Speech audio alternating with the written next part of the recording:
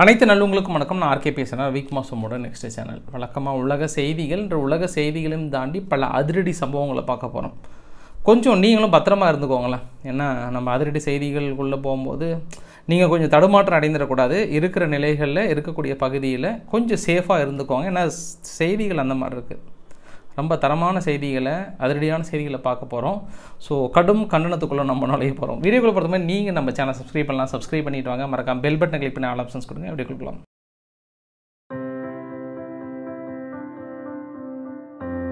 நம்ம தொடர்ந்து 2 வீடியோ பதிவுகளை பார்த்துருந்தோம். இந்த 2 வீடியோ பதிவுகள் குறிப்பாக ஐக்கிய அரபு எமிரேட்ஸில் இருக்கக்கூடிய துபாயில் ஏற்பட்ட வெள்ள பாதிப்புகள் தான். அந்த மழைப்பொழிவுனால் ஏற்பட்ட பாதிப்புகள் தொடர்ந்து 2 நாட்களாக வெள்ளம் வடியாமல் மக்கள் பெரிய அளவுக்கு அவதிக்குள்ளாயிட்டு இருக்காங்க. ஆனால் இதில் என்ன ஒரு மேட்டர் பாருங்கள், அதே சமயத்தில் இன்னும் 2 நாடுகள் மிகப்பெரிய அளவுக்கு பாதிக்கப்பட்டிருக்கு. 2 இல்லை 2+1 அப்படின்னு எடுத்துக்கலாம். பாகிஸ்தான், ஆப்கானிஸ்தான், பாகிஸ்தான், இன்று காலையில் ஏமன்லேயும் சொல்லிட்டாங்க. ஏமன்லேயும் அதிகமான அளவுக்கு ஃப்ளட்டு. குறிப்பாக மிடில் ஈஸ்ட்டு பெரிய அளவுக்கு பாதிப்புகள் சமீப காலமாக ஒரு 4-5 நாட்களாக பார்த்தோன்னா திடீர் மழைப்பொழிவு, அதிக அளவு மிதமிஞ்சிய வெள்ளம், இது எல்லாம் பெரிய பாதிப்பில் ஏற்படுத்தியிருக்குன்னு சொல்லியிருக்காங்க. ஆப்கானிஸ்தானில் 70 பேர் இறந்து போயிருக்காங்க. பாகிஸ்தானில் 50 பேர் இறந்து போயிருக்காங்க. இன்னும் வெள்ள பாதிப்புகள் அதிகமாக வருவதற்காக மழை பாதிப்புகள் இன்னும் அதிகமாக வருவதற்கான வாய்ப்புகள் இருப்பதாக சொல்லப்படுகிறது. ஸோ இந்த மழையோட அளவு அதிகமாக இருக்கக்கூடிய மக்கள் ரொம்ப சேஃபாக போங்கன்றாங்க. கசகஸ்தானில் 1,17,000 மக்கள் சேஃபாக வெளியேற்ற வச்சுருக்காங்க. ஏன்னா இருக்கக்கூடிய பாதிப்புகள் எல்லாமே அதிகமாக இருக்கிறது. அங்கே இருக்கக்கூடிய வீடியோ பதிவுகளும் அதுதான் சொல்ல வருது. துருக்கி கூட அவசரமாக பாகிஸ்தானுக்கு தனது ஆழ்ந்த வருத்தங்களையும் நாங்கள் உங்களோட துணை புரிகிறோம். ஸோ பாதிப்புகள் ஏதாவது இருக்கும் பட்சத்தில் அண்ணங்கிட்ட தைரியமாக கேளுங்க, நாங்கள் உதவி செய்கிறோம் அப்படின்னு துருக்கியோட வெளியுறவு அமைச்சகம் சார்பாக பாகிஸ்தானுக்கு ஒரு ரெக்வஸ்ட்டுமே வச்சுட்டாங்க. ஸோ இதெல்லாம் பார்க்கும்போது நம்மளுக்கு ஒரு விஷயம் ரொம்ப புரியுது. இந்த காலநிலை மாற்றத்தில் இனி வரக்கூடிய நாட்களில் பெரிய மாற்றங்கள் ஏற்படும். இன்னும் ஒரு 10 வருஷத்தில் நம்ம எதிர்பார்க்காத மிகப்பெரிய ஒரு கிளைமேட் கிரைசிஸை நம்ம அனுபவிக்க போகிறோம் அப்படின்றது தெளிவாக தெரியுதில்ல. நம்ம எப்போ பார்த்தோன்னா வெயிலுங்க ரொம்ப அதிகமாக இருக்குது. அவ்வளோதான், வேட்பாளர் தப்பிச்சுக்கிட்டாங்க. எலெக்ஷன் நாளைக்கு ஓட்டு வர்றதுனால அவங்க இதுக்கப்புறம் போதும் சாமி, இத்தனை நாள் வெயில் இருந்ததே, ஒவ்வொரு வேட்பாளரையும் முகத்தை கண்டுபிடிக்க முடியல. எப்படி இருந்தேனா இப்படி ஆகிட்டேன். அது குறிப்பாக யாருடைய முகத்தினம் எனக்கு அதிகமாக ஞாபகம் வருது. இந்த தமிழிசை சவுந்தரராஜன் அவர்கள் வரும்போது கொஞ்சம் மேக்கப்லாம் போட்டு நல்லா பளிச்சுன்னு வந்தாங்க. இப்போல்லாம் பார்த்தா எங்கே ஆளை காணோன்னு தேடுற அளவுக்கு ஆகிட்டாங்க. அந்த அளவுக்கு முகமெல்லாம் நல்லா கருத்து போச்சுங்கலாம் வெயிலில். டோட்டலாக அவங்க மட்டும் நிறைய பேர் இது மாதிரி, அதுவும் சீமான் அவர்கள்லாம் பார்த்தோன்னா டோட்டலாக எப்படி இருந்த மனுஷன் முடிக்கும் மூஞ்சுக்கு வித்தியாசம் தெரியாமல் அளவுக்கு கருப்பாயிட்டாங்க. அந்தளவுக்கு வெயிலோட தாக்கம் ரொம்ப அதிகமாக இருக்கிறது. வரக்கூடிய நாட்களில் பார்த்தோன்னா இன்னும் 2-3 டெம்பரேச்சர் வேறு அதிகமாகும்னு வேறு சொல்லியிருக்காங்க. ஸோ இதையெல்லாம் தாண்டி ஒரு விஷயம், நம்ம எந்த அளவுக்கு பாதிக்கப்படுகிறது அப்படின்ற ஒரு சின்ன எக்ஸாம்பிள் பாருங்கள். இந்த புகைப்படத்தை நம்ம பார்க்குறோம்ல, இந்த புகைப்படத்தில் இது ஸ்லோவேனியாவில் எடுத்தது. யூரோப் யூனியனில் இருக்கக்கூடிய ஸ்லோவேனியா அப்படின்றது இத்தாலி, ஆஸ்திரியா, ஹங்கேரி, குரோஷியாவுக்கு நடுவில் இருக்கக்கூடிய நாடு. ஒரே ஒரு நாள் இது 15/4/2024 28 டிகிரி செல்சியஸ். அப்படியே அடுத்த நாள் 16/4/2024 அதே ப்ளஸ் 3 டிகிரி செல்சியஸ். இவ்வளோ ஒரு திடீர் சேஞ்சஸ் என்ன ஆகும் அப்படின்னா, நம்ம உடம்பு கூட ஓரளவுக்கு ஏற்றுக்கும், ஒன்றும் பிரச்சனை இல்லை. வெயிலையும் ஏற்றுக்கும், அப்படியே கொஞ்சம் குளிர்காலமாக இருந்தாலும் கொஞ்சம் அட்ஜஸ்ட் பண்ணும். கொஞ்சம் திடீர்னு டெம்பரேச்சர் மாறும்போது கொஞ்சம் ஒரு விஷயம் ஒரு மாதிரி இருக்கும். ஆனால் விவசாய பொருட்கள் இருக்குல்ல, விவசாய பொருட்களை விளைவிக்கணும் அப்படின்னா அதுக்கு ஒரு நார்மல் டெம்பரேச்சர் அட்லீஸ்ட் ஒரு மாதம் 2 மாதம் அது கண்டினியூவாக இருக்கணும். இல்லை குறையிறதா இருந்தாலும் கொஞ்சம் கொஞ்சமாக தான் குறையணும், கொஞ்சம் கொஞ்சமாக தான் ஏறணும். இது மாதிரி திடீர்னு குறைஞ்சி ஏறிச்சு அப்படின்னா அது கஷ்டம். அந்த விவசாய பொருள் கரெக்டாக விளைவிக்கவும் முடியாது, போதிய அளவுக்கான விளைச்சலும் கொடுக்காது. சமீப காலமாக யூரோப் யூனியனில் போதிய அளவுக்கான விளைச்சல்கள் இல்லாதனால தான் விவசாயிகளோட அந்த விளைபொருட்களோட ஏற்றம் ரொம்ப அதிகமாக இருக்கிறது. இதுக்கு முன்னாடி இந்த ப்ரொடக்ஷனை விட இப்போ அந்த உற்பத்தி பண்ணுறது ரொம்ப ரொம்ப குறைவு அப்படின்னு சொல்லியிருக்காங்க. இதுக்கெல்லாம் காரணம் என்ன அப்படின்னா த கிளைமேட் கிரைசிஸ். ஏன்னா ஒரு விவசாயம் இருந்தோம் அப்படின்னா அது கிளியராக தெரியும். இப்போ தக்காளியே இருக்குது, நல்லா விளைவிக்கிறோம், திடீர்னு ஒரு ஆலாங்கட்டி மழை பொழிஞ்சுது அப்படின்னா ஒட்டுமொத்த தக்காளியும் க்ளோஸ், அவ்வளோதான். ஏன்னா அது காலியாகிடும். இல்லை திடீர்னு உரைக்கின்ற பனி பொழிந்தாலும்னால எந்த பயிருமே அது முளைச்சி வராது, எல்லாமே கருகிடும். அந்த குருத்திலே கருகி போயிடும், ஒன்றுமே இல்லாமல் போயிடும். அதுதான் இருக்கக்கூடிய பெரும் பாதிப்புகள். ஸோ விவசாயிகள் பாதிக்கப்படும் பட்சத்தில் வரும் காலங்களில் அது இன்னும் மோசமான விளைவுகளை ஏற்படுத்தும் சொல்வதற்காக தான் இவ்வளோ நான் டம் கட்டி மூச்சு பிடிச்சி சொல்ல வந்திருக்கிற கருத்து அதுதான். சரி, நம்ம இப்போ அதிரடி சம்பவத்துக்குள்ளே போக போகிறோம். அதிரடி சம்பவம் அப்படின்னா ஃபஸ்ட்டு நம்ம ஈரானுடைய மிரட்டலோடு உள்ளே போகலாம், அதுதான் கரெக்டாக இருக்கும். ஈரான் என்று இன்று காலையில் மிரட்டல் விட்டுட்டாங்க.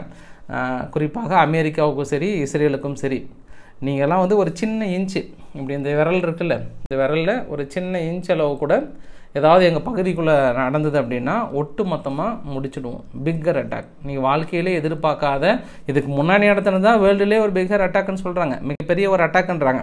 ஆனால் இப்போ அதை விட ஜியோனிஸ்ட் ரீஜியமே புரியுதா இல்லையா, தேடணும், எங்கன்னு தேடணும், அந்த அளவுக்கான தாக்குதல் அப்படின்னு சொல்லியிருக்காங்க. அதனால தான் அமெரிக்கா கூட இன்றைக்கி என்ன சொன்னாங்கன்னா, ஒரு அட்வைஸ் கூட பண்ணாங்க, ஏன்னா விட்டுறலாமே, ஆயுதங்களை கொடுத்துடுவாங்க, ஆனால் கொடுக்க வேண்டிய ஆயுதங்கள் கொடுத்துருவாங்க, பின்புலமாக வந்து சப்போர்ட்லாம் பண்ணுவாங்க.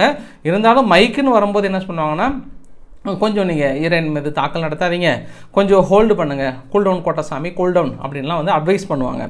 இதையெல்லாம் தாண்டி இன்னொரு ஆஃபர் கூட கொடுத்துருக்குறாங்களாம். சமீபத்தில் வந்த செய்தி வந்து நாம் சொல்லப்பா அல் அரேபியா சேனல் சொல்லியிருக்காங்க. என்ன சொன்னாங்கன்னா, வேணா நீங்கள் மறுபடியும் ரஃபா பகுதிக்குள்ளே போய் தாக்கல் நடத்திக்கோங்களேன், அப்போ உங்களுடைய கோபம் கொஞ்சம் தனிகிற மாதிரி இருக்கும், அப்போ நீங்கள் ஈரான் மீது தாக்கல் நடத்த மாட்டீங்க, இங்கே கொஞ்சம் தனிஞ்ச மாதிரி இருக்கும், வேணா திருப்பி போயிடுங்களாங்க, ரஃபா பகுதிக்குள்ளே போய் ஒரு தாக்கல் நடத்திக்கிறீங்களா அப்படின்னு அமெரிக்கா கேட்குறாங்களாம். யாருக்கிட்ட? இஸ்ரேல்கிட்ட. ஏன்னா இங்கே கொஞ்சம் கான்சன்ட்ரேட் மாறிச்சு அப்படின்னா, அதை கொஞ்சம் தனிஞ்சு ஈரான் மீது தாக்கல் நடத்தாமல் இருந்தாங்கன்னா கொஞ்சம் அடுத்த கட்ட பதற்றம் இல்லாமல் இருக்கு இல்லையா. ஏன்னா மீண்டும் ஈரான் மீது தாக்கல் நடத்தும் போது கொஞ்சம் வேர்ல்டு வார் தெரிய வந்ததுன்னா கொஞ்சம் கஷ்டம் இல்லையா. அதே இங்கன்னா ஒன்றும் பிரச்சனை இல்லை, யாரும் கேட்கறதுக்கு இல்லை அப்படின்னு நினச்சி அவங்க சொல்கிறாங்களா அப்படின்ற ஆங்கிளையும் நம்ம பார்க்கணும். நம்ம அல் அரேபியா சேனல் வந்து ஏன் இப்படி ஒரு வார்த்தை சொல்கிறாங்க அதையும் நம்ம கன்சிடர் பண்ணணும். நம்ம இருந்தாலும் நேற்று 2 பெரிய தலைவர்கள், நேற்றைய பதிவில் கூட உங்ககிட்ட நான் ஷேர் பண்ணியிருந்தேன். கேமரன் அவர்கள் யூகேனுடைய வெளியுறவுத்துறை அமைச்சகம் சார்பாகவும் ஜெர்மனுடைய வெளியுறவு அமைச்சகம் சார்பாக அனிலினா பர்போக் அவர்களும் 2 பேரும் போய் சந்தித்தாங்க. சந்திச்சுட்டு இப்போதைய நிலைமைக்கு இஸ்ரேல் ஈரானை தாக்குறது தான் கரெக்டு, அவங்கள பழி வாங்கியே ஆகணும். பழி வாங்கலாம் ரொம்ப கஷ்டம். எப்படி இவங்க 2 பேரும் சமாதானம் பண்ணுறதுக்காக போனது, கோட்டசாமி கோல்டவுன் சொல்கிறதுக்காக போனவங்க இவங்க போய் வெறிபிடித்த வேங்கையாக அவங்க சொல்லலைன்னா கூட, யார் இஸ்ரேல் அமைதியாக இருந்தால் கூட இவங்க வந்து இப்போ இஸ்ரேல் பதில் பேச ஆரம்பிச்சிட்டாங்க. No no no no attack பண்ணியே ஆகணும் ஈரானை, அதெல்லாம் விட்டுறவே கூடாது அப்படின்னு மேக்ரான் அவர்கள் மேக்ரான் எடுத்து பாருங்க. கேமரன் அவர்கள் வந்து சொல்கிறாருங்க, யூகேனுடைய வெளியுறவு அமைச்சர், பாருங்களேன் எப்படி போன ஆளுங்க எப்படி மாறிட்டாங்க. சரி, ஆக்சுவலாக இவங்க எதுக்காக போனது தெரியுமா? ரியல் ரீசன் என்னென்னா, காசாவுக்குள்ளார மறுமலர்ச்சியை ஏற்படுத்திட, புனரமைப்பு செய்ய ஒரு சட்ட நிதிகளை வந்து ஒதுக்குறாங்க. இந்த நிதிகளுக்கான பெரும் பங்கு யார் ஆட்டுறாங்க அப்படின்னாங்கன்னா, ஒன்று வந்து யூகே, இன்னொன்று வந்து ஜெர்மனி. இவங்களோட எஸ்டிமேஷன் காஸ்ட் எவ்வளோ அப்படின்னா 5 பில்லியன் அளவுக்கு ஒதுக்குறாங்க. ஆக்சுவலாக இஸ்ரேல் எவ்வளோ காஸ்ட் ஒதுக்கியிருந்தாங்கன்னா 9 பில்லியன் வந்து ஆகும். ஏன்னா இடிக்கப்பட்ட கட்டிடங்கள் புனரமைக்கப்படுகிறது, மீது எல்லா விஷயங்களும் பார்த்தோம் அப்படின்னா காசாவுக்குள்ளாரையும் பாலஸ்தீனத்துக்குள்ளாரையும் 9 பில்லியன் தேவைப்படுது அப்படின்னு இருக்காங்க. அதில் பெரிய அளவுக்கு புனரமைப்பதற்கான அக்ரிமெண்ட் யார் போடுறாங்கன்னா யூகேவும் ஜெர்மனியும் போடுறாங்க. இப்போ இந்த இடத்துல உங்களுக்கு ஒரு சந்தேகம் வந்தே தீரணும். என்ன அப்படின்னா, இவங்களுக்குள்ள அக்ரிமெண்ட் போட்டுக்கிறாங்களே, அதை காசாவுக்குள்ளாரையோ பாலஸ்தீனத்துக்குள்ளாரையோ இல்லை வேறு யாருன்னா ஏற்றுக்கிட்டாங்களா அப்படின்ற கேள்வி வரும் வராது. அந்த கேள்வி வந்துச்சு அப்படின்னா இன்னும் அதற்கான விடைகள் தெரியல. ஆனால் இவங்க இன்றைக்கி நெதன்யாகு அவர்கள் வந்து வெளிப்படையாக சொல்லிட்டார், 5 பில்லியன் ஒதுக்கி இருக்கிறோம், புனரமைக்க போகிறோம், கட்டிடங்களை மீண்டும் நான் கட்டி கொடுக்க போகிறோம், அதில் எந்த மாற்று கருத்துமே இல்லை. எந்த அளவுக்கு எங்களால் இழப்புகள் ஏற்படுதோ அந்த அளவுக்கான மறுவாழ்வையும் நாங்கள் அமைச்சு கொடுத்துருவோம். ஆனால் இந்த டைம் நான் கொஞ்சம் சேஃபாகவும் செக்யூராகவும் இருக்க போகிறேன்னு இருக்காங்க. ஸோ அந்த நிதிகளை கொடுக்கறதுக்காக போன அவங்க இஸ்ரேலினுடைய கதையை கேட்டுட்டு நோ நோ நோ ஈரான் நடத்தியே தீர வேணும்னு இருக்காங்க. அது இல்லாமல் எப்பயுமே ஒரு பிக்சர் ஏன் இப்படி போடுறாங்கன்னு எனக்குமே புரியல. நீங்களே பார்த்துக்கோங்க, எல்லா பத்திரிகைகள் டிவியில் எல்லாமே இந்த பிக்சரை ஒரு இப்படி தான் போடுவாங்க. அந்த பக்கம் இப்படி ஆன ஒருத்தர் கத்தினுக்கிறாருல, அவர் தான் வந்து பென் கிவிர், ஹோம்லேண்ட் செக்ரட்டரி. இந்த ஹோம்லேண்ட் செக்ரட்டரி என்ன சொல்ல வரார் அப்படின்னா, இப்போவே இந்த செகண்டே இந்த நிமிஷமே எனக்கு தாக்கல் நடத்தியே ஆக வேண்டும், இல்லைனா நெதன்யாகு ரொம்ப கஷ்டமாயிடும், அவ்வளோதான், தாக்கல் நடத்துகிறே இல்லையா. இப்போ ஈரான் மீது என்ன நினச்சிட்டு இருக்கீங்கன்ற மாதிரி சொல்கிறாங்க. இந்த சின்ன பிள்ளைங்கள்லாம் அடிச்சிட்டாங்க செஞ்சிட்டாங்கன்னா வந்து கூட்டிகிட்டு போவாங்க நம்மளை, என்னன்னு கேளுப்பான்னா அந்த ஸ்பாட்லேயே அவங்களுக்கு பதில் கிடைச்சி அவங்க திருப்பி அவங்கள அடித்தே ஆகணும். அவங்களுக்கு இப்போ வீட்டில் கூட 2 குழந்தைங்க இருக்கிறது தெரியும். ஒரு சின்ன குழந்தை திடீர்னு அடி வாங்கிட்டாங்கன்னா அவங்க கண்ணு முன்னாடியே அந்த அடி அடிச்சிடணும், இல்லைனா அவங்க சந்தோஷமாக இருக்க மாட்டாங்கல்ல, அழுந்துகிட்டே இருப்பாங்களா, அந்த மாதிரி ஆளாட்டுக்குது இவர். அந்த மாதிரி இதில் வளர்ந்துருப்பாரா என்னன்னு தெரியல. உடனடியாக இப்பயே இந்த செகண்டே அப்படி அட்டாக் பண்ணியே ஆகணும், ரொம்ப வெறியாகிறார். இல்லைன்னா அவ்வளோதான், பிரதமரே மாற்றிடுவோங்கிற மாதிரி வந்து மிரட்டுறாரா. என்னப்பா இது. சரி, அதை விட இன்னொரு ஷாக் என்னென்னா, ஈரானுக்கு நேற்றே அமெரிக்கா பொருளாதார தடைக்கு பெரிய அளவுக்கு பிளான் பண்ணிட்டாங்க. பொருளாதார தடை இன்னும் டிஃபைன் பண்ணலை, எங்கெங்கே தடை போடுறாங்க என்னன்ட்டு. ஆனால் யூரோப் யூனியன் வந்து வரையறுத்துட்டாங்க. என்ன அப்படின்னா, அந்த மிசைல்ஸ் பெருளவுக்கு தாக்கல் நடத்துனாங்கல்ல, அந்த மிசைல்ஸில் இருக்கக்கூடிய ஸ்பேர் பார்ட்ஸ்லாம் பார்க்கும்போது எங்கெங்கே கிடைக்குது, அதை இதுக்கப்புறம் அவங்க தாக்குதலே நடத்த முடியாத அளவுக்கு, அதாவது ட்ரோன்கள் ப்ரொடக்ஷன் நடத்த முடியாத அளவுக்கு, அவங்க வாழ்க்கையில் உற்பத்தியே செய்யக்கூடாத அளவுக்கு பொருளாதார தடைகள் அப்படியே ஏங்கணும். இப்போ அலுமினியம் எங்கே கிடைக்கிறதுக்காக ஏங்கணும், மீதியா ஒவ்வொரு ஸ்பேர் பார்ட்ஸும் கிடைக்காம தவிக்கிற அளவுக்கான பொருளாதார தடைகள் அப்படின்னு சொல்கிறாங்க. கரெக்டு தான். நீங்கள் போடுற பொருளாதார தடை எல்லாமே 2014 சந்திச்சுட்டு வராங்க ஈரான். இது ஒன்றும் புதிதில்லை. ஒரு சின்ன எக்ஸாம்பிள் இவங்களுக்கு ஒரு ரிப்ளை கொடுத்துடலாமே. ஏன்னா இந்த பொருளாதார தடை எப்படின்னா, இப்போ ரஷ்யா மீது இவங்க போடாத பொருளாதார தடைகளே இல்லை. போடுற இன்னர்வேரில் இருந்து மேலே இருக்கிற வரைக்கும் பொருளாதார தடை. இது வந்து சிம்பிளாக நம்ம லாங்குவேஜில் சொல்கிறாரு.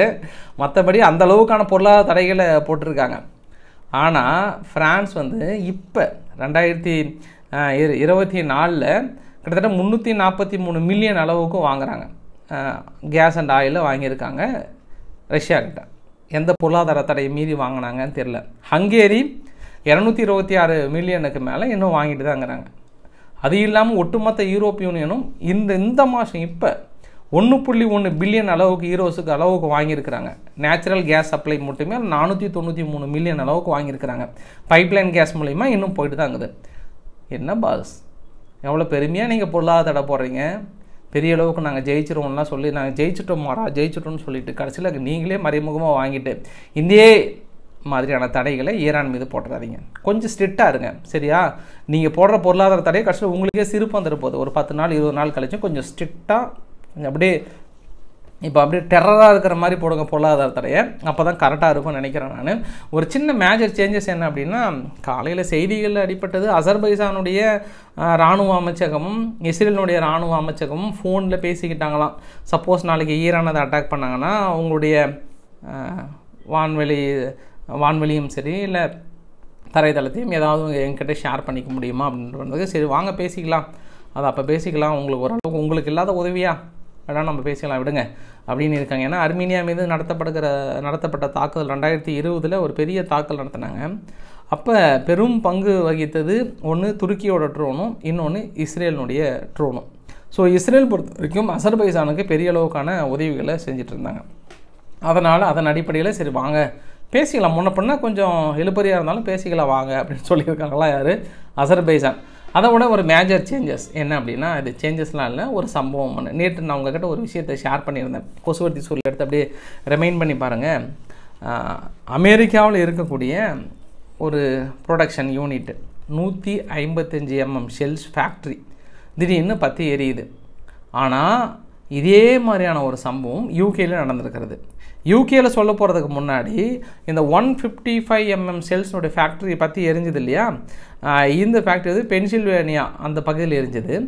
இது குறிப்பாக அமெரிக்கா என்ன சொல்ல வராங்கன்னா, கரெக்டாக உக்ரைனுக்கு கொடுக்குற சமயத்தில் இப்படி எரிஞ்சு போச்சு எல்லாமே ஃபேக்ட்ரியே. இப்போ ஒரு மாதம் திரும்பி நாங்கள் எதுவுமே பண்ண முடியாத அளவுக்கு ஆகிப்போச்சு அடடா அப்படின்னு ஃபீல் பண்ணுறாங்க. சரி, இதே மாதிரி ஒரு சம்பவம் யூகேயில் நடந்திருக்கிறது. இன்று காலையில் ரொம்ப பரபரப்பாக இருக்கிறாங்க.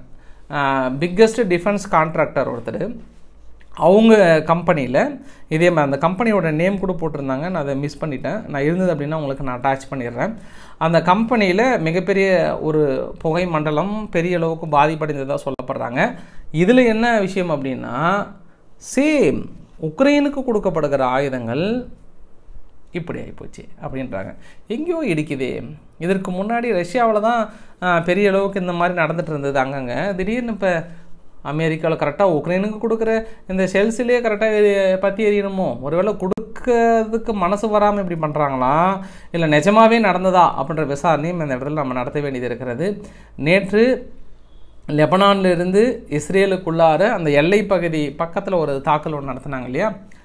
அப்ராக்சிமேட்டாக ஒரு 8 to 10 இராணுவ வீரர்கள் பாதிக்கப்பட்டிருப்பதாக ஹெஸ்புல்லாவுடைய செய்தி தரப்புகளும் லெபனான் தரப்புலையும் முழுமையாக நம்புகிறாங்க. ஆனால் இது வரைக்கும் இஸ்ரேல் தரப்பில் ஒத்துக்கிட்டாங்கன்னா ஒத்துக்கவே இல்லை, பொதுமக்கள் அப்படின்னு மட்டும்தான் சொல்கிறாங்க. ஆனால் மீதி இஸ்ரேலை தவிர மற்ற ஊடகங்கள் பெரும்பாலும் இல்லை, அது வந்து இராணுவம் தான் அப்படின்னு சொல்கிறாங்க. சரி, அந்த சம்பவத்துக்கு பதிலடி தர மாதிரி லெபனானுக்குள்ளே டீப் உள்ளே போயிட்டு ஒரு தாக்குதல் நடத்தியிருக்காங்க. இந்த தாக்குதல் கம்யூனிட்டி சென்டர் ஸ்ட்ரைக் அப்படின்னு சொல்கிறாங்க. மிக முக்கியமான இடத்துல நாங்கள் தாக்குதல் நடத்தியிருக்கிறோம், பெரும் இழப்புகளை சந்திப்பார்கள் அப்படின்ற சொல்லியிருக்காங்க. அடுத்து மிக பெரிய ஒரு திருப்புமுனை என்ன அப்படின்னா, ஹமாஸ்னுடைய சீஃப் அஹனியன் இஸ்மாயில் அவர்கள் எரடகன் அவர்கள் வந்து அழைச்சிருக்கிறார். துருக்கியோட அதிபர் எரடகன் அவர்கள் வாங்க இங்கே வந்து பேசிக்கலாம் அப்படின்னு கூப்பிட்டுருக்கிறாராம். சரி, மேபி அவர் அங்கே போயிட்டு பேச்சுவார்த்தை என்ன மாதிரி நடத்த போகிறாங்கன்னு தெரியல. இது இந்த வார் தொடங்கினதுக்கப்புறம் அவரை வெளிப்படையாகவே கூப்பிட்றாங்க. இந்த இடத்துல அமெரிக்கா உற்று நோக்கி காத்து கொண்டு இருக்கும். ஏன் அப்படின்னா, ஏற்கனவே அவங்க தடை செய்யப்பட்ட தீவிரவாத இயக்கம்னு சொல்லிட்டு அமெரிக்கா சொல்லிட்டாங்க. பொருளாதார தடைகள் பலவிதமாக விதிச்சிட்டாங்க. அமெரிக்காவும் துருக்கியும் க்ளோஸ் ரிலேஷன்ஷிப்பில் இருக்காங்க. துருக்கியில் அமெரிக்காவோட நிலைகள் இருக்கிறது, இவங்க நேட்டோ நாடுகள் வேறு இருக்காங்க. இப்போ அதையும் தாண்டி இவங்க போயிட்டு அங்கே சந்திக்கிறத அமெரிக்கா அப்படி உற்று நோக்கம், என்ன பேசிக்கிறாங்க, என்ன நடக்குதுன்றவெல்லாம் பெரிய அளவுக்கு பார்ப்பாங்க. சரி, பார்க்கலாம் இந்த நிகழ்வுகள் என்ன நடக்குதுன்றதை பொறுத்திருந்து பார்க்கலாம். 2 விஷயம் நம்ம ஷேர் பண்ண போகிறோம். ஒன்று, கூகுள் நிறுவனம் இருக்கு இல்லையா, அந்த கூகுள் நிறுவனத்தில் இருக்கக்கூடிய ஒரு 28 ஊழியர்கள் அவங்க வந்து பாலஸ்தீனத்துக்கு ஆதரவானவங்க. இவங்க என்ன பண்ணிட்டாங்க, கூகுளினுடைய ஹெட் ஆஃபீஸில் போயிட்டு 1.2 பில்லியன் அளவுக்கு இஸ்ரேல்கிட்ட ஒரு கான்ட்ராக்ட் ஒன்று, ஏஐ டெக்னாலஜியும் க்ளவுட் சர்வீஸும் வந்து ஷேர் பண்ணிக்கிறதுக்காகன்னு ஒரு கான்ட்ராக்ட்டு இஸ்ரேல் கவர்மெண்ட்டுக்கிட்ட போடுறாங்க. இந்த ஷேரை வந்து நீங்கள் பண்ணக்கூடாது, 1.2 பில்லியன் அளவுக்கு நீங்கள் பண்ணவே கூடாதுன்ட்டு அங்கே முன்னாடி நின்று போராட்டம் பண்ணுறாங்க. இந்த போராட்டம் கூட கரெக்டு தான். இந்த புகைப்படத்தில் பாருங்கள், அந்த போராட்டத்தில் உட்காந்துக்கிற ஒரு ஆளுக்கு என்ன அது ஸ்டைல், அது ஜடை 2 பக்கம் இப்படி கொக்கி மாதிரி இருக்குது. என்னப்பா அது, நம்ம ஸ்கூல் பிள்ளைங்களுக்கு தான் இப்போ ரெட்டை ஜடை போட்டு அனுப்பாங்களா? இவ்வளோ பெரிய ஆள் கூகுளில் ஒர்க் பண்ணுறாரு, நம்ம ரெட்டை ஜடை போட்டு போய் உட்காந்துருக்கிறாங்களே, அது என்ன ஹேர் ஸ்டைலு என்னென்னு எனக்கும் புரியல. பார்த்தோன்னே சிரிப்பு தான் வந்து. இத்தனை அது ஜென்ஸுன்னு நான் நினைக்கிறேன், லேடிஸ் மட்டும் இல்லை ஜென்ஸுன்னு தான் நினைக்கிறேன் நான். அதை பார்த்து இன்னொரு சிரிப்பு வந்தது எனக்கு. கூகுள் என்ன பண்ணிட்டாங்க, தூக்கிட்டாங்க, கிளம்புங்க போதும், உங்களோட போராட்டம் போதும், நீங்கள் வேறு எங்கேயோ போய் எதிர்ப்பு தெரிவிங்க, எங்ககிட்டயே வந்து எதிர்ப்பு தெரிவிக்கிறீங்கன்னு டப்புன்னு தூக்கிட்டாங்க. ஏப்பா ஆதரவாளர்களே, ஒரு அரசாங்கத்தை எதிர்த்து போராட்டம் பண்ணலாம், அது நியாயம். ஏன்னா அரசாங்கம் ஒன்றும் பண்ண முடியாது. ஒரு வேலை செய்கிற தனியார் நிறுவனத்துக்கிட்டே போயிட்டு நம்ம காட்டினா அவங்க என்ன பண்ணுவாங்க, ஏற்கனவே அவங்க வேலையை விட்டு தூக்கிட்டு இருக்கிறாங்க. எலன் மஸ்க் அவர்கள் சமீபத்தில் கூட பார்த்தோம்னா அவங்களுடைய எலக்ட்ரிக் கார் கம்பெனிலேருந்து ஆல்மோஸ்ட் 7000 8000 பேர்த்து தூக்கிட்டு இருக்காங்களாம். எப்படா ஆளை தூக்குறோம் அப்படின்ற அடிப்படையில் இருக்கக்கூடிய சமயத்தில் நீங்கள் போயிட்டு போராட்டம் பண்ணிங்கன்னா தூக்காமையாக இருப்பாங்க. ஒன்று. 2வது சம்பவம் என்னென்னா, ஈரான் இந்தியா கிட்ட ஒரு விஷயத்த சொல்லியிருக்கிறாங்க. சமீபத்தில் இஸ்ரேலினுடைய கப்பல் ஒன்று, சரக்கு கப்பலை பிடிச்சி வச்சுருந்தாங்களே, அதில் 17 இந்தியர்கள் இருக்காங்க இல்லையா, அந்த இந்தியர்களை நாங்கள் கைதெல்லாம் பண்ணல, அவங்க வந்து சிறப்பான முறையில் கவனிச்சிட்ருக்கிறோம், வேண்டிய சாப்பாடு கொடுத்துட்ருக்கோம், நல்ல பேஷாக சாப்பிட்றாங்க. எப்போ அவங்க இங்கேருந்து கிளம்புறோம், எங்களுக்கு போதும் போர் அடிக்குது, நாங்கள் இந்தியாவுக்கு போகிறோன்னு கேட்டாங்களோ அவங்கள பேஷாக நாங்கள் வழி அனுப்புகிறோம், ஒன்றும் பிரச்சனை இல்லை, நம்மளுக்குள்ளே இருக்கக்கூடிய அந்த ரிலேஷன்ஷிப்பை என்றைக்கும் பாதிக்காது, அதனால் டோன்ட் வரி அப்படின்னு சொல்லிட்டாங்கன்னா ஈரான் தரப்புலேருந்து. அடிஷ்னல் விஷயம் என்ன சொல்லியிருக்காங்கன்னா, இந்த படகு கூட பர்ஷியா கல்ஃப் அந்த பகுதியில் ஒரு பதற்றம் இருக்கிறது, அந்த பதற்றத்தை எல்லாம் தாண்டி பிரச்சனை முடிஞ்சது அப்படின்னா உங்களுக்கு கப்பலையும் கூட சேர்த்து அனுப்பி வச்சிடறோம், ஒன்றும் பிரச்சனை இல்லை, சரக்கு வந்து சேஃபாக தான் இருக்கும், கொஞ்சம் பொறுமையாக இருக்கும், ஏன்னா இந்தியாவுக்கு வர வேண்டிய கப்பல் அது, அதனால் அந்த பிரச்சனைகள் தீரும் வரை இந்த கப்பல் இங்கே தான் இருக்கும், முடிஞ்சது அப்படின்னா நான் உங்களுக்கு அனுப்பி வச்சிட்றேன் அப்படின்ற மாதிரி பதில்களை ஈரான் தரப்பில் சொல்லப்பட்டதாக சொல்லப்படுகிறது. இப்போ நம்ம நேராக எங்கே போகிறோம், உக்ரைன் கிட்ட போகிறோம். உக்ரைன் கிட்ட போகிறதுக்கு முன்னாடி யூஎஸ்னுடைய செக்ரட்டரி லாய்ட் அஸ்டின் அவர்கள் என்ன சொல்லியிருக்காங்கன்னா, எங்களுக்கு கொஞ்சம் சந்தேகமாக இருக்கிறது, வரக்கூடிய காலகட்டங்களில் ரஷ்யானுடைய படைகள் பெரிய அளவுக்கு ஃபேவராக இருக்கிற மாதிரி தெரிகிறதுன்ற ஒரு கவலை தெரிவித்திருக்கிறார்கள். பொலிட்டிகோ அப்படின்ற நிறைய ஒரு சில பத்திரிகைகள்லாம் வந்து உக்ரைன் பெரிய அளவுக்கு முன்களத்தில் தோற்கடிக்கப்படுகிறது, பெரிய அளவுக்கு பின்வாங்கி கொண்டிருக்கிறது, ரஷ்யா படைகள் வந்து பெரிய அளவுக்கு முன்னேறி கொண்டிருக்கிறது, ஆயுதங்கள் எங்கே, பணங்கள் எங்கே, சீக்கிரம் கொடுங்கள் அப்படின்ற அளவுக்குலாம் வந்து கேட்டிருக்காங்க. டச்சினுடைய பிரைம் மினிஸ்டர் என்ன சொல்லியிருக்கிறாருன்னா, ஓவராலாக ஒரு விஷயத்தை நான் அப்சர்வ் பண்ணிட்டேன், யூரோப்பியன் யூனியனில் அந்த அளவுக்கான சட்டங்கள்லாம் போட்டுமே எல்லா நாடுகளுக்கிட்டமே பேட்ரியாட்டிக் ஏர் டிஃபென்ஸ் இருக்குது, ஆனால் யாருமே கொடுக்கலன்னும் போது எனக்கு கொஞ்சம் மனசு கஷ்டமாக இருக்குது. இதை நினச்சி ஒரு 2-3 நாளாக சாப்பிடாமல் இருந்தேன். நான் ஒரு முடிவு பண்ணிட்டேன், நானே சொந்தமாக பணம் போட்டு பேட்ரியாட்டிக் ஏர் டிஃபென்ஸை வாங்கி அதை கொண்டு போயிட்டு உக்ரைனுக்கு கொடுக்குறேன் அப்படின்னு ஒரு முடிவு எடுத்திருக்கிறாரு. சரி, ஓகே, நல்ல முடிவு தான். ஆனால் இது எப்போ கொண்டு போய் சேரனா அடுத்த வருஷம் போய் சேரும். அடுத்த வருஷம் அதுக்கு அடுத்த வருஷம் தான் சேரும், 2026க்குள்ளே. ஏன் அப்படின்னா ஒரு பேட்ரியாட்டிக் ஏர் டிஃபென்ஸ் இப்போ நம்ம ஆர்டர் கொடுக்கணும் அப்படின்னாலும் அது உடனடியாக ப்ரொடக்ஷன் பண்ணி நம்ம கைக்கு கிடைக்கிறதுக்கு 2 years 3 years ஆகிடும். இருந்தாலும் இந்த டைலாக்கை சொல்கிறத பார்த்தோம் அப்படின்னா அப்படியே உக்ரைன் ஆஹா நாளைக்கே போய் கிடைச்சிற மாதிரி தான் சொல்லுவாங்க. பத்திரிகைகள் அப்படியே தகதகன்ற எரியிற மாதிரி அடித்தது அதிரடி ஆட்டம், தூள் கிளப்பியது டச், நெதர்லாண்டு அரசு வந்து துவம்சம் பண்ணியது, இனி வருகிறது பேட்ரியாட்டிக் ஏர் டிஃபென்ஸ் அப்படிலாம் போடுவாங்க டாப்பிக்கை. நீங்கள் பார்த்து ஏமாந்துடாதீங்க. இன்னும் 3 வருஷம் ஆகாது வரதுக்கு. ஒரு ஆர்டரை கொடுத்து அவங்க செஞ்சு கொண்டு வந்து இங்கே கொடுக்கறதுக்கு. ஆனால் டைலாக் அதான், இப்படி இவங்க கொடுத்துருந்தாங்கன்னா இந்நேரம் ஏன் உக்ரைன் இந்த அளவுக்கு இருக்குது, அடித்து துவம்சம் பண்ணி தூளாக்கி இருக்க மாட்டாங்க. இன்னொரு எக்ஸாம்பிள் கூட சொல்கிறேன் பாருங்கள். குறிப்பாக யூஎஸ்னுடைய ஸ்பீக்கர், ஹவுஸ் ஸ்பீக்கர்கிட்ட கேள்வியில் கேட்குறாங்க, ஏன் நீங்கள் fund major of the fund வந்து முடக்கிறீங்க, என்ன காரணம், ஏன் உக்ரைனுக்கு கொடுக்கூடாதுன்னு நினைக்கிறீங்கன்னா, உக்ரைனில் இதுவரை ஆயுதங்கள் வெப்பன்ஸ் எல்லாமே நாங்கள் கொடுத்தது 80% எங்களோட மணி, அங்கே செலவு பண்ணது எல்லாமே எங்களுடைய வெப்பன்ஸ், எங்களுடைய ஸ்டாக்கு, எங்களுடைய ஓன் ஸ்டாக்ஸு. மீறி நாளைக்கு ஏதாவது பிரச்சனை வரும்போது எங்களுடைய இண்டஸ்ட்ரியல் பேஸ் பெரிய அளவுக்கு பாதிக்கப்படுகிறது, எங்களுடைய டிஃபென்ஸ் பேஸ் பாதிக்கப்படுகிறது, எல்லாமே நாங்கள் அனலைஸ் பண்ண வேண்டிய ஒரு தருணம். ஏன்னா காலத்தின் சூழ்நிலை மாறிக்கொண்டு இருக்கும் வேலைகளே எங்களுடைய மொத்த ஸ்டோரேஜும் கொண்டு போய் நாங்கள் கொடுக்கலாம் முடியாது. ஏற்கனவே பழசு பொத்தில் கொண்டு போய் கொடுத்துட்டும் முடிஞ்சு போச்சு. இப்போ நாங்கள் புதுசு ரீப்ளேஸ் பண்ண வேண்டிய சமயத்தில் திரும்பி கொண்டு போய் நாங்கள் பணத்தை கொடுக்கணும்னா ஹோல்டு பண்ணுங்கட்டாங்க. லாங் டைம் ஹோல்டு பண்ணிட்டாங்க. லாங் டைம் ஹோல்டுனா அடுத்த எலெக்ஷனுக்கு பார்த்துக்கலான்ட்டாங்க. ஸோ அதனால் இப்போதைக்கு அமெரிக்கா உதவி இல்லை என்பது தான் தெரிகிறது, தென்படுகிறது எனக்கு தெரிஞ்சு. இல்லை அதே மாரி ஏதாவது பண்ணுவாங்க, ஃபைனல் சொல்யூஷன் ஏதாவது பண்ணுவாங்க. ஏன்னா அமெரிக்கா ஃபண்டு கொடுக்கல அப்படின்னா நான் கையை கட்டிட்டு போய் சரண்டராக தான் வர வழியே இல்லைன்னுட்டார் ஜெலன்ஸ்கி அவர்கள். அப்போ வேறு ஏதாவது ஒரு சோர்ஸ் பண்ணுவாங்க. இருந்தாலும் யூரோப்பியன் யூனியன் உதவி பண்ணுறாங்கல்ல, அதனால் கொஞ்சம் தைரியமாக தான் இருப்பாங்க. ஒரு சில குட்டி குட்டி செய்திகளை பார்த்துட்டு அப்படியே நம்ம இந்த பதிவில் முடிக்கலாம். குறிப்பாக ஜார்ஜியாவில் தொடர்ந்து போராட்டங்கள் நடந்து கொண்டே இருக்கிறது. இந்த டைம் ஜார்ஜியாவோட போராட்டம் என்ன அப்படின்னா, இந்த வெளிநாட்டிலிருந்து வாங்கக்கூடிய நிதிகளை மொத்தமாக ஸ்டாப் பண்ணுறதுக்காக போடப்படுகிற புதிய சட்டத்தை நாங்கள் பின்வாங்க மாட்டோம்னு ஆளுகின்ற அரசாங்கம் சொல்கிறாங்க. ஸோ மக்கள் என்ன நினைச்சிட்டாங்கன்னா, இவர் வந்து ரஷ்யா கூட இணைந்து இந்த மாதிரியான சட்டத்தை ரஷ்யா மாதிரியே கொண்டு வராரு, ஒரு சர்வாதிகாரி மாதிரி செயல்படுறாரு அதுன்னு சொல்லிட்டு இப்போ ரஷ்யாவுக்கு எதிராகவும் போராட்டம் வெடிந்து இருக்கிறது. Down down Russia, down down அப்படின்ட்டு போராட்டம் பண்ண அப்படி பண்ண ஆரம்பிச்சிருக்காங்கன்னா பாருங்கள். அதே மாதிரி ஆளுகின்ற அரசாங்கத்துக்கு எதிராகவும் ஜார்ஜியா பண்ணிகிட்டு இருக்காங்க. ஃப்ரான்ஸில் புடின் அவர்களுடைய எக்ஸ் ஒய்ஃப் அவங்களுடைய பெரிய பங்களா 2013 5.4 மில்லியன் அளவுக்கு வாங்கின மிகப்பெரிய ஒரு பங்களா. இந்த பங்களாவை இன்றைக்கி ஃப்ரான்ஸ் அரசாங்கம் கைப்பற்றி விட்டது. ஏன்னா கரெக்டாக இந்த வீடு கொடுத்து அடுத்த ஒரு 2-3 வாரத்தில் டைவர்ஸ் ஆகி போச்சு புடின் அவர்களுக்கு, அவங்க எக்ஸ் ஒய்ஃப்க்கும். அதனால் அந்த அம்மா என்ன பண்ணிட்டாங்க, இவங்க பேரில் இருந்ததுனால அவங்க ஹஸ்பண்ட் பேருக்கு மாற்றிட்டாங்க. அவர் என்ன பண்ணார், ஆலோசனைப்படுத்தி வித்தரலாமான்ற ஐடியா போட்டிருந்தார். இதை கண்டுபிடிச்ச பிரான்ஸ் அரசாங்கம் என்ன பண்ணுது, நாங்களே ரஷ்யானுடைய சொத்துக்களை அங்கங்கே ஆட்டையை போட்டுட்ருக்குறோம், நீ எங்கள் சைடில் விற்கலான்னு பார்க்குறியா, வான்னு சொல்லிட்டு அரசோடமே ஆக்கி இல்லைன்னா அந்த சொத்தை விற்று அந்த பணத்தை கொண்டு போய் யாருக்கு கொடுக்க போகிறாங்க, உக்ரைனுக்கு கொடுக்க போகிறாங்கன்ற ஒரு தகவலை வந்து சொல்லியிருக்காங்க. ஸோ பார்க்கலாம். ஃபைனலாக ஒன்று என்ன நினச்சிட்டு இருக்காங்க நம்ம நாடுகள், இந்த நெஸ்லே நிறுவனம் ரொம்ப கடும், நீங்களே டென்ஷன் ஆகிடுவீங்க நம்ம நான் சொல்கிற தகவலை பார்த்துட்டு. அதுதான் நான் சொன்னேன் ஆரம்பத்தில். என்ன தெரியுமா, யூகேயில் ஒரு சட்டம் ஒன்று போடுறாங்க. என்னென்னா அந்த பால் பவுட்ரு, நெஸ்லேனுடைய பால் பவுட்ரு இருக்கு இல்லையா, அதில் நீங்கள் வந்து சுகர் ஆட் பண்ணக்கூடாது. சுகர் என்ன குழந்தைங்களுக்கு ஃபஸ்ட்லேருந்தே சுகர் கண்டென்ட் இருந்ததுன்னா ரொம்ப கஷ்டம். இன்றைக்கி சுகர் கண்டென்ட் இல்லாத உணவுகளே எதுவுமே கிடையாது. எல்லாத்துலேயும் சுகர் இருக்கிறதுனால தான் இன்னும் வரும் காலங்களில் பார்த்தோம் அப்படின்னா சக்கரை வியாதி ரொம்ப ரொம்ப இன்க்ரீஸ் ஆகிட்டு இருக்கு. மிகப்பெரிய ஒரு சுச்சுவேஷன் அது. அதனால் யூகே அரசாங்கம் என்ன சொல்கிறாங்கன்னா, இப்போ நெஸ்லே நிறுவனத்துக்கு குழந்தைகளுக்கு கொடுக்குற பால் பவுடரில் நீங்கள் ஆட் பண்ணாதீங்க, எங்களுக்கு இருக்கிற மாதிரி தெரியுதுன்னு ஒரு டெஸ்டிங் எடுத்திருக்காங்க. அதற்கு நெஸ்லே நிறுவனம் என்ன சொல்லிட்டாங்கன்னா, இந்த பதில் தான் கோபத்தை ஏற்படுத்துகிற பதில். நாங்கள் நார்மலாக சுகர் யாருக்குள்ள ஆட் பண்ணுறோன்னா புவர் கண்ட்ரீஸ்னால் புவர் நேஷனுக்கு தான். ஏசிய நாடுகள், ஆப்பிரிக்கா நாடுகள், லாட்டின் அமெரிக்கா இந்த மாதிரியான ஏழ்மை நாடுகளுக்கு தான் நாங்கள் சக்கரை கலக்கிறோம். உங்களை மாதிரியான பணக்கார நாடுகளுக்கு நாங்கள் கலக்கலை அப்படின்னா அது என்ன அது? இப்போ ப்ராடக்ட்லேயே வந்து அவங்களுக்குன்னா ஒன்று நம்மளுக்குன்னா ஒன்றுனா என்னங்க அர்த்தம்? ஏசிய நாடுகள் நம்மளையும் சேர்த்து தான் சொல்கிறாங்க. நெஸ்லே நிறுவனம் இட்ஸ் நாட் குட். இதுக்கான விளக்கங்களை எனக்கு இல்லை உங்களுக்கு கொடுத்தே ஆக வேண்டும் அவர்கள்.